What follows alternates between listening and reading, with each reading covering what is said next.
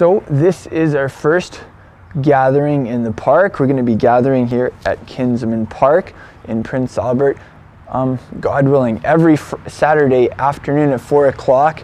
It's even a little tiny bit spitty today, but we're still here.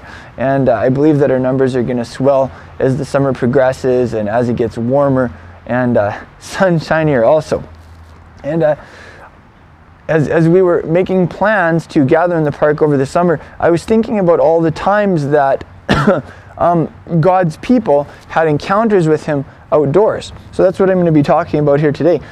The first thing I thought about was way back when there were no houses or buildings or anything. Basically, there was no such thing as an indoors. Everything was outdoors. It was just two people, and they ran around naked, and they, as far as we can tell, they didn't have a home or anything. Maybe you could say that Adam and Eve were homeless. But whatever the case may be, it says that the breeze would come through, and they would walk with the Creator in the garden, and they would have times of sweet fellowship with Him and meaningful conversations with Him.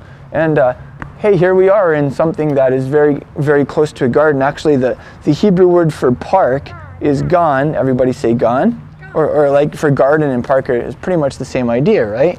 So I think it's pretty meaningful that we can do that.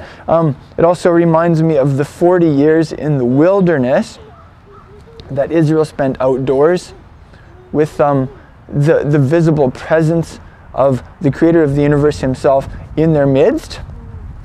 Moses preached several very long, I guess you could say he preached several very long sermons outdoors.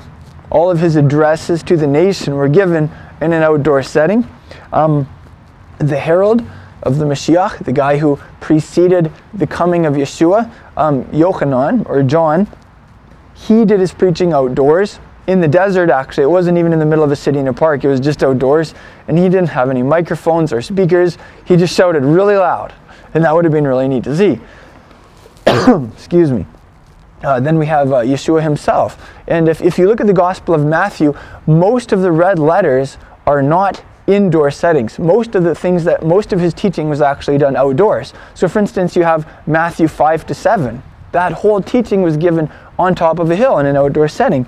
You have Matthew 13, a bunch of stories that Yeshua told, and He told those stories while standing in a boat, talking to a big crowd of people on the shore of the lake. Then you also have Matthew 24 and 25, where the Master talks about the end of days and some stuff related to that, and He was sitting on a hill in that setting also, with a couple of his, some of His inner circle. Also in the history of the Yeshua movement, we have George Fox in the 1600s, a young man whom God raised up to call people out of the religious system and call them to simple encounters with Yeshua. They gathered in homes, they gathered in parks, they gathered in barns, they gathered wherever they could, but they really weren't into traditional religious settings. They really didn't like. They didn't really like church buildings, actually. They called them steeple houses. But the whole early Quaker movement with George Fox was an example of people who gathered outdoors, and a guy who did a lot of passionate shouting outdoors.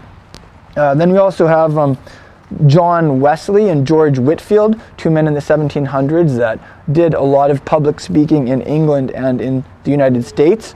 And they really helped turn those countries right side up, you could say. They were a massive influence for good.